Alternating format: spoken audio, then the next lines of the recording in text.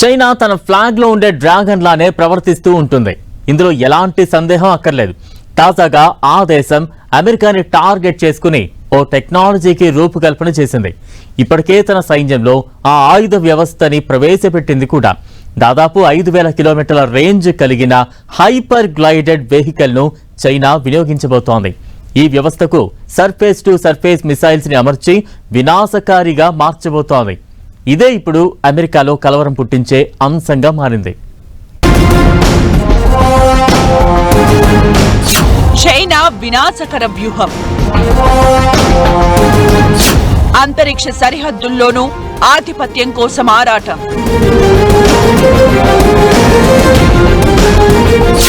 America లక్ష్యంగా ఓ కొత్త ఆయుధ పరిజ్ఞానం. అంతరిక్ష సరిహద్దుల్లో చైనా సరికొత్త సైనిక విప్లవానికి తెరతీసింది. వేల మైళ్ల దూరంలో గాల్లో ఎగురుతున్న శత్రు దేశాల యుద్ధ విమానాలు, కీలకమైన విమాన వాహన నౌకలను సెకండ్ల వ్యవధిలో ధ్వంసం చేసే అత్యంత ప్రమాదకరమైన hyper sonic glide vehicle HGV పరిజ్ఞానాన్ని డ్రాగన్ సిద్ధం చేసింది. కేవలం సాధారణ క్షిపణులకే పరిమితం కాకుండా గాల్లోకి శత్రు లక్ష్యాల్ని పేల్చివేసే మిసైల్స్ ని ఈ హైపర్ సోనిక్ వ్యవస్థలకు జోడించడం ద్వారా చైనా తన సైనిక వ్యూహాన్ని ఊహించని స్థాయికి తీసుకెళ్లింది. ఇది ప్రపంచ రక్షణ రంగంలో సరికొత్త ఆందోళనకు దారితీసింది.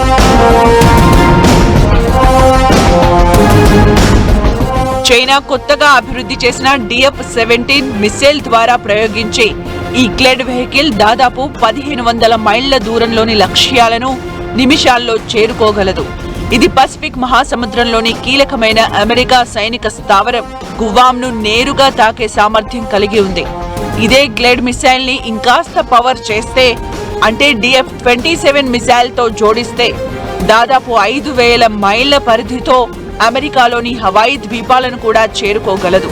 యుద్ధ సమయంలో సురక్షిత ప్రాంతాల్లో ఉంటూ కార్యకలాపాలు నడిపే అమెరికా కమాండ్ కంట్రోల్ విమానాలు, ఎయిర్ బర్న్ వార్నింగ్ విమానాలను కూడా చైనా తన పరిధిలోకి తీసుకువస్తుందనే టాక్ బయలుదేరింది.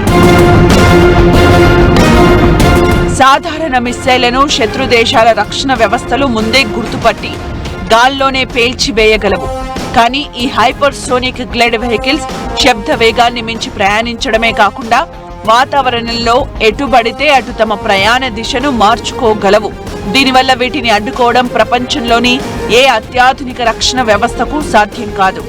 ఇలాంటి హైపర్ సోనిక్ వ్యవస్థ నుంచి ఎయిర్ టు ఎయిర్ మిసైళ్లను ప్రయోగించే సాంకేతికత ఇప్పటి వరకు ప్రపంచంలో ఏ ఇతర దేశం వద్ద లేకపోవడం రెడ్ ఆర్మీ బలాన్ని చాటుతోంది. ఈ సాంకేతికత ఎంత ప్రమాదకరమైనదో అంతటి సంక్లిష్టమైందని రక్షణ రంగ నిపుణుల అభిప్రాయం. వేల కిలోమీటర్ల దూరంలో ప్రయాణించే విమానాన్ని ఖచ్చితంగా గుర్తించి క్షిపణిని ప్రయోగించడం అంత తేలిక కాదు. రాడార్ లేదా సెన్సార్ల సంకేతాలు కొద్దిగా విఫలమైన లక్ష్యం తప్పిపోతుంది. అంతేకాకుండా చైనా ప్రయోగించే ఈ రకమైన క్షిపణులను చూసి వాటిని న్యూక్లియర్ అటాక్స్ అనుకోవచ్చు. దీంతో అనవసర యుద్ధాలు అనివార్యమయ్యే ప్రమాదమూ ఉంది.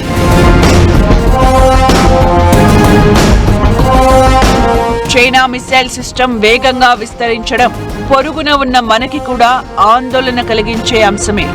2015 నుంచి చైనా తన బ్యాలిస్టిక్ క్షిపణుల సంఖ్యను ఏకంగా 147% పెంచుకుంది. ఆసియా ఖండంలో ఆధిపత్యం చెలాయించేందుకు చైనా సిద్ధం చేసుకుంటున్న ఈ సుదూరాస్త్రాలు సరిహద్దుల్లో వ్యూహాత్మక సమతుల్యతను దెబ్బతీసే అవకాశం ఉంది.